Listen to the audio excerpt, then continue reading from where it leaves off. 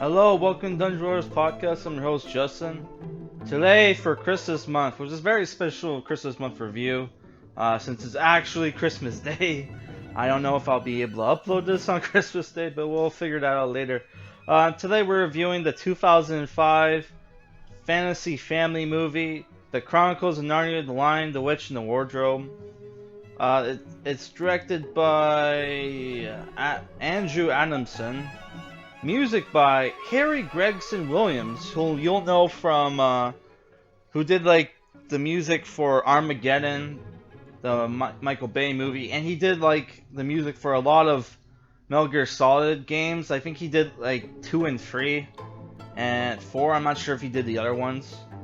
The cast for the movie is William Moseley as Peter Peneview, Anna Popplewell as Susan, Scanner Keynes as Edmund, Georgie Henley as Lucy, Tilda Swinton as the White Witch, James Mcavoy as Mr. Thomas, Jim Broadbent as Professor Kirk, Liam Neeson as Aslan, Karen Shaw as Ginnerbeck. You'll know him from Legend, where he played the dwarf character that tried to masquerade as a goblin with the big helmet. James Cosmo as Father Christmas, which makes this a Christmas movie, in my opinion.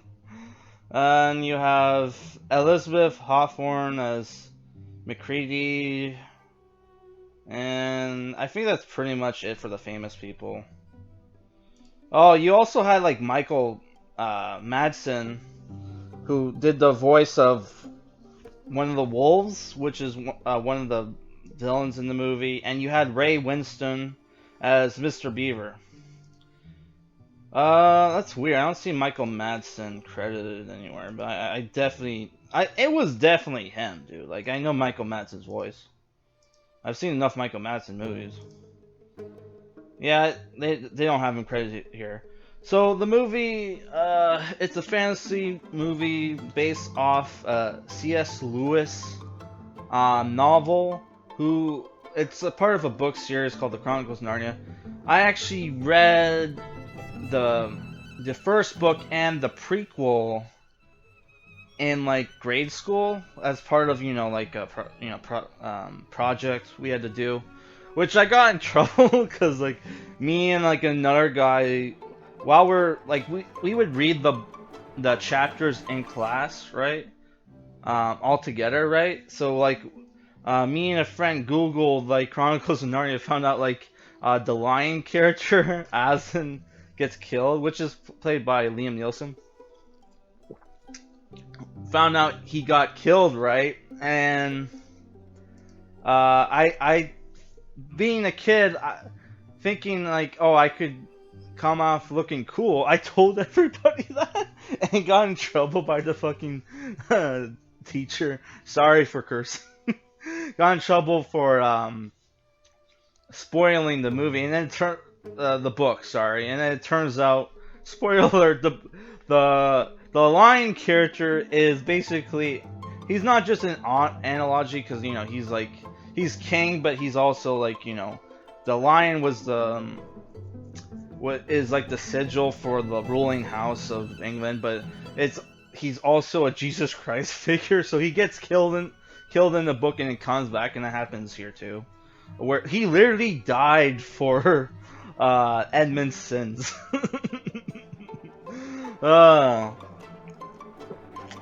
Which the males and the females, the males are called the sons of Adam and the females are called the daughters of Eve, right? Yeah, so I got huge trouble, and then like I got like when it came out that he came back to life, I got like a I told you so, blah blah blah. I was like, see, he didn't really die. Okay, then why did you give me crap for telling everybody he did die?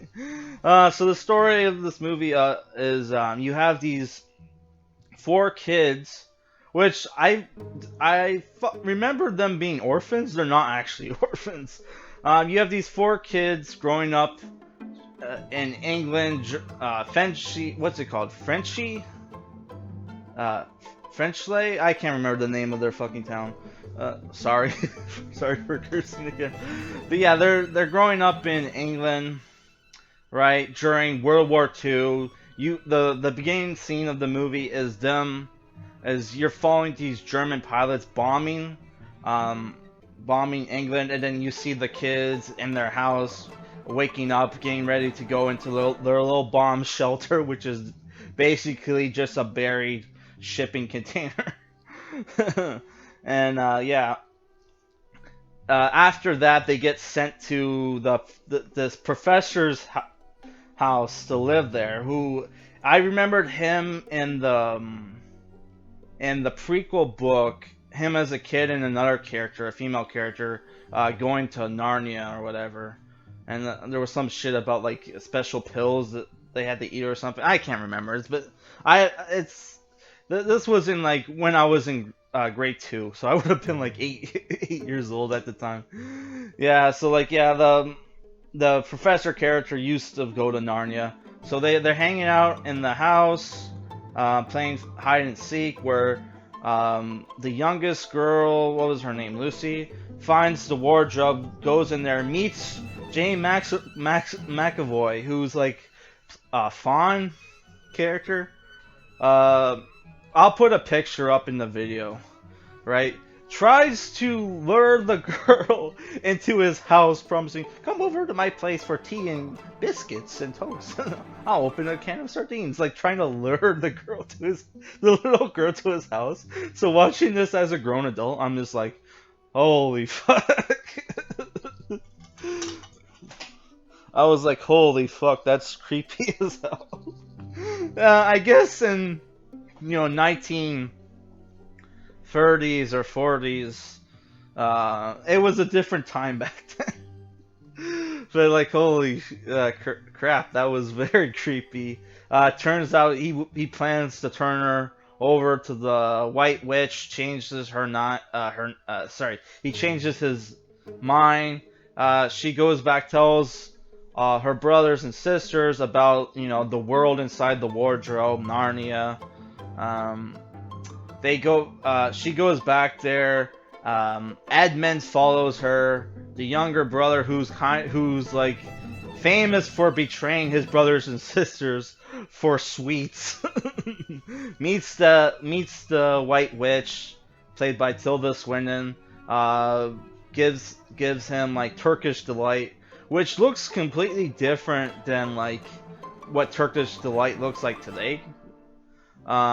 Which I don't know if like we have like fake Turkish delights, because like Turkish delights that we had, which I remember in school we even tried it. It's like this chocolate covered jelly kind of bar kind of thing, right? And here it's like a powdered like pastry or whatever. So like it's totally different than what I'm used to.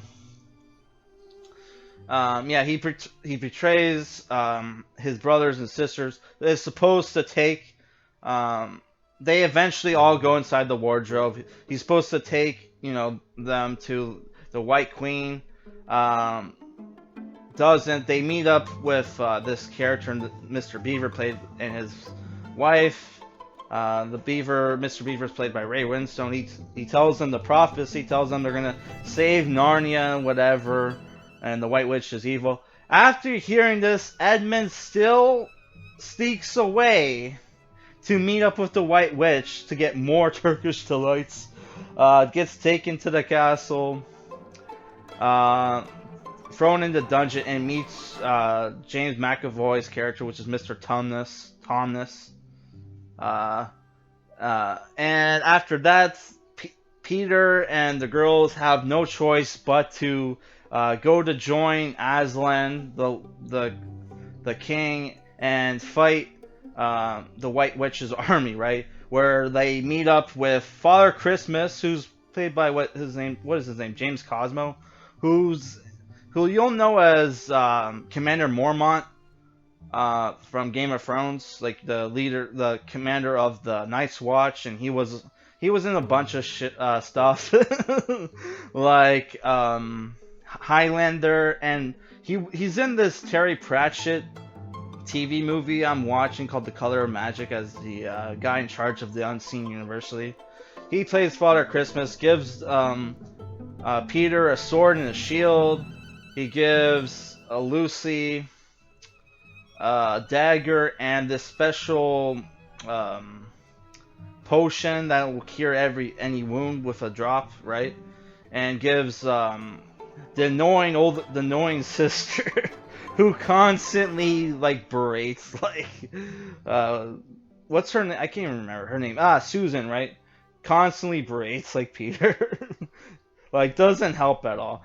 He gives her like a bow and arrow. So they eventually meet up with King Azan. They have Azan has to sacrifice himself to the queen because all traitors are supposed to be executed by the White Witch, which he sacrifices himself, dies for Edmondson's, which is obviously a Jesus, a Christian analogy, right? Which apparently C.S. Lewis was an atheist until he met J.R. Tolkien, where they formed like a close friendship, and J.R. Tolkien got him to convert to Christianity or something like that. Yeah, so I would say this movie is pretty pro Christianity. This is a good Christian fantasy movie, like with movies like the Lord of the Rings, obviously, and Excalibur. Even though Excalibur which is like what was his name? Terry something, I can't remember. But yeah, like no, Terry was I think the actor who played King Arthur. Whatever, I forget the director's name for that movie, but yeah, yeah, that guy was a Freemason, but that movie still, has good like Christian themes. So yeah, I would say the top 3 Christian fantasy movies people should watch are this movie, which I'm giving it a 7.5 out of 10. You have great battles, cool characters. Like, there's a lot of CGI animals in the movie, but besides from that, you do see people in practical effects that look really cool. That you have that badass centaur warrior that fights alongside Peter during the final battle. He's cool. I love the whole strategy where they have griffins like drop rocks on the on the enemy army. That was cool. Though I did think it was like a little like you're gonna have this kid lead your army and like be in charge of the strategy. Whatever. And like it is a little like what would you call it? Like jumping the shark, where you have like Peter like fighting like minotaurs and killing with one stroke. Which like yeah, I totally forgot. There's like a vampire creature in the movie you only see for like during the Aslan sacrifice scene, and you don't see him during the battle, which I kind of would have liked to see him in the battle. But yeah, he's not there. Yeah, I would say the movie it's one of those movies where it's a little slow, but once I would say during like halfway point for the movie, it starts to pick up, right, and you get more action scenes. You have the duel between like Peter and the wolf character who's voiced by Michael Madsen, which is funny that you have like all the animal characters have like English and like UK accents, and then you have the one wolf that has an American accent, which I don't know. I thought that was cool. Yeah, honestly, it's the thing where like I would say if you were to compare this to like a lot of fantasy movies today, this movie's a lot better, because especially since like in a lot of fantasy movies today that there would have been way more diversity.